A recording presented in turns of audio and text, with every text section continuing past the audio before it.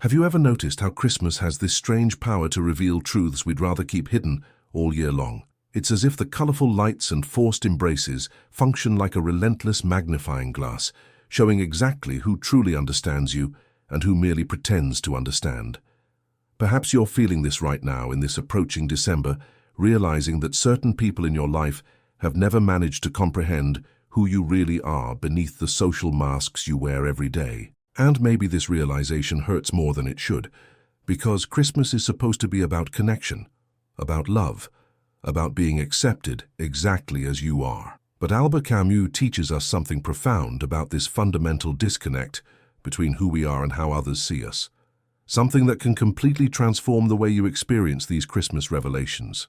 The French philosopher, who dedicated his life to exploring the absurdity of human existence, understood better than anyone this sensation of being a stranger in your own world, even among those who should know you best. Camus spoke about the absurd as this inevitable confrontation between our human need to find meaning and genuine connection, and the indifference of the world around us, including the people closest to us. And Christmas, with all its emotional weight and expectations of family harmony, becomes the perfect stage for this absurd revelation. It's during these family gatherings, these elaborate dinners, and these carefully chosen gift exchanges that we realize with painful clarity that many people in our lives see us through a distorted filter, projecting onto us their own expectations, fears, and limitations without ever really trying to understand our deepest essence. Think about how many times you've sat at the Christmas table and heard comments that seem to come from people who only knew the superficial version of who you are. Maybe it's that relative who still sees you as the child you were 20 years ago, completely ignoring your evolution, your achievements, your transformations. Or maybe it's that close friend who believes they know your dreams and ambitions, but who actually projects onto you their own frustrated desires, without realizing that you are fundamentally different people. These situations reveal what Camus would call the tragedy of human incommunicability, this basic impossibility of truly knowing each other in our totality. It's not that these people are evil or ill-intentioned, it's that every human being is trapped in their own limited perspective, seeing the world through the lenses of their own experiences, traumas, and projections. Christmas amplifies this sensation because it's a time loaded with symbolism about union, unconditional love, and family acceptance. Expectations are high, emotions are running high, and all of us somehow hope to be seen and loved for what we truly are, not for what others imagine us to be. But Camus reminds us that this expectation, however natural it may be, is also a form of illusion. We expect from others a total understanding that may be impossible, because each person carries within themselves an entire universe of experiences, thoughts, and feelings that we can never completely access. You yourself, when you look at the people around you during Christmas celebrations, can you say with absolute certainty that you understand them completely? Can you say that you know every nuance of their fears, every layer of their hopes, every contradiction in their personalities? The disturbing beauty of Camus' philosophy lies exactly in this recognition of the fundamental absurdity of the human condition. He doesn't invite us to despair, but rather to a revolutionary form of acceptance. When we realize that being misunderstood by others is an inevitable part of the human experience, something strange happens. We begin to free ourselves from the desperate need to be completely understood. This doesn't mean we should become cold or indifferent to relationships, but rather that we can stop carrying the impossible weight of making others see us exactly as we are. It's as if we recognize that each person lives on their own island of consciousness, and that the bridges we build between these islands are always partial, imperfect, but still valuable in their imperfection. During these Christmas gatherings, when you hear those comments that clearly show the person doesn't really know you, perhaps you can remember Camus' words about revolt.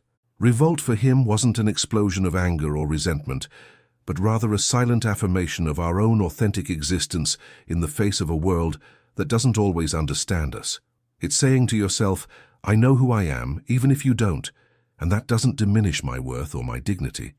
It's a form of inner freedom that doesn't depend on external recognition or approval, but that springs from a deep acceptance of our own absurd and, at the same time, precious condition. Have you ever noticed how some people seem to have a fixed version of who you are, a frozen image in time, that they refuse to update even when faced with clear evidence that you've changed, grown, evolved? This commonly happens especially with family members who knew us in specific contexts of life.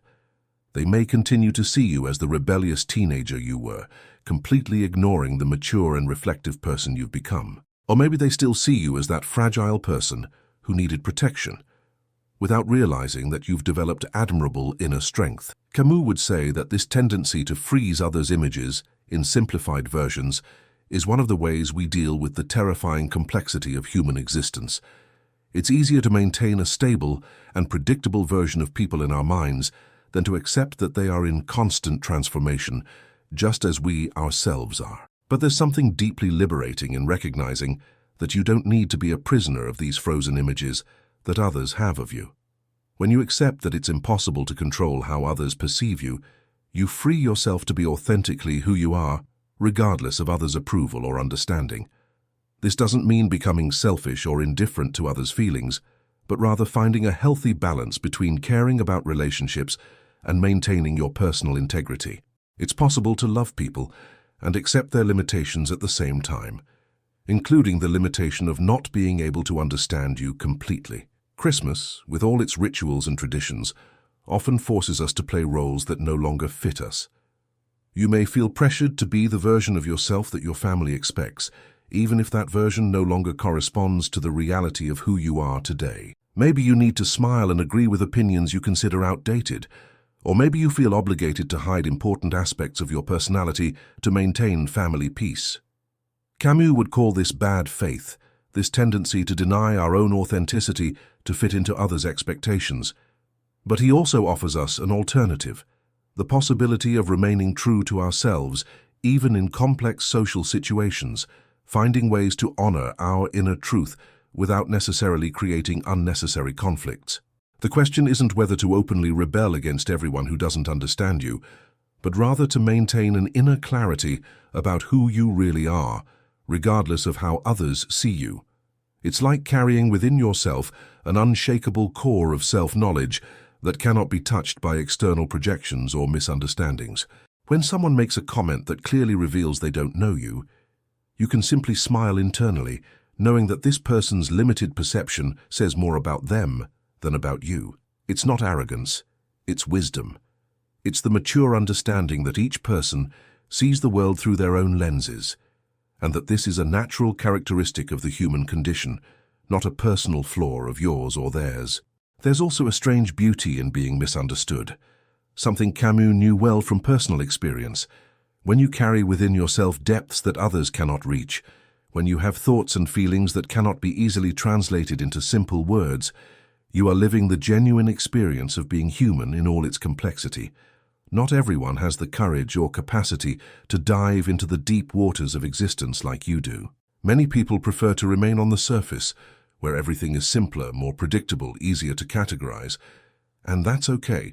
It's not your responsibility to make others develop the same depth of perception that you have. Now tell me something, and be honest with me and yourself. How many times have you felt like a stranger in your own family, especially during these festive times?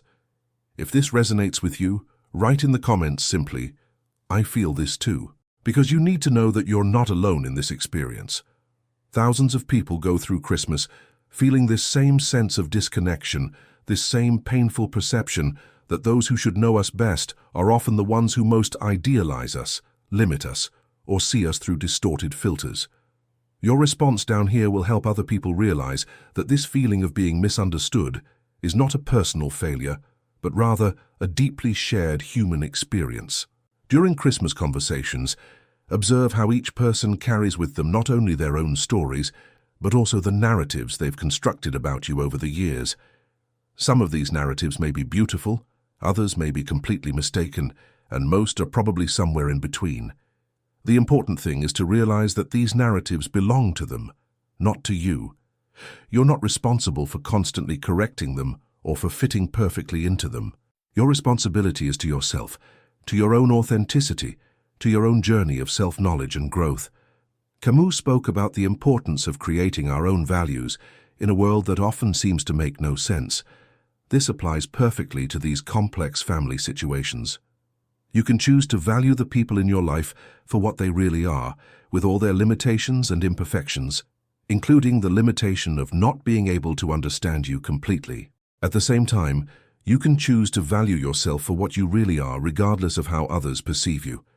It's a form of mature and realistic love that accepts imperfections without becoming bitter or resentful. There's also tremendous freedom in realizing that you don't need constant validation from others to know you're on the right path. When you develop this healthy emotional independence, paradoxically, you become more capable of genuinely connecting with the people around you. You're no longer desperate to be understood, so you can allow yourself to understand others with more compassion. You can see their limitations not as personal flaws, but as expressions of the universal human condition of all being a little lost, all trying to make sense of a complex and often confusing world. The loneliness you may feel during these family celebrations isn't necessarily something negative. Camus saw in solitude an opportunity for the deepest encounter with oneself. When you feel displaced amid superficial conversations and automatic hugs, perhaps you're simply being called to a deeper inner dive. It's in these moments of apparent disconnection that we can discover reserves of strength and wisdom we didn't even know we possessed. It's when we learn to become our own most interesting company, our own most comfortable refuge. What if you could see these moments of misunderstanding not as relational failures, but as opportunities to practice radical acceptance?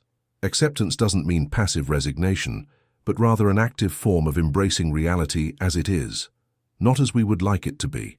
When you accept that some relatives will never understand your professional choices, that some friends will never comprehend your spiritual search, that some people will continue to see you through outdated lenses, you free yourself from an impossible struggle and open yourself to more authentic forms of connection. Think about how different it would be if you entered the next Christmas celebrations with this new perspective. Instead of carrying the heavy expectation of being understood and validated, you could simply carry the intention of being authentic and compassionate. Instead of getting frustrated when someone clearly demonstrates they don't know you, you could feel a kind of tenderness for this person who is doing their best with the limited tools they possess. Instead of feeling alone in the crowd, you could feel connected to something greater, the universal experience of all being imperfect beings trying to connect in the best way possible. There's a profound difference between being alone and feeling lonely. You can be surrounded by people and still feel deeply lonely if you're expecting from them something they cannot give. On the other hand, you can be physically alone and feel deeply connected to yourself and to life. Camus knew this difference well, and found in accepting the absurd a way to transcend desperate loneliness and reach a kind of creative and fruitful solitude. It's in this chosen and accepted solitude that we can truly find ourselves away from others' projections and expectations. The interesting thing is that when you stop fighting so hard to be understood, paradoxically you may discover that some people begin to see you more clearly. Not all, and maybe not even most, but some. It's as if your new relaxed authenticity created a safer space for genuine connections. When you're no longer desperate for approval, you can allow yourself to be more vulnerable.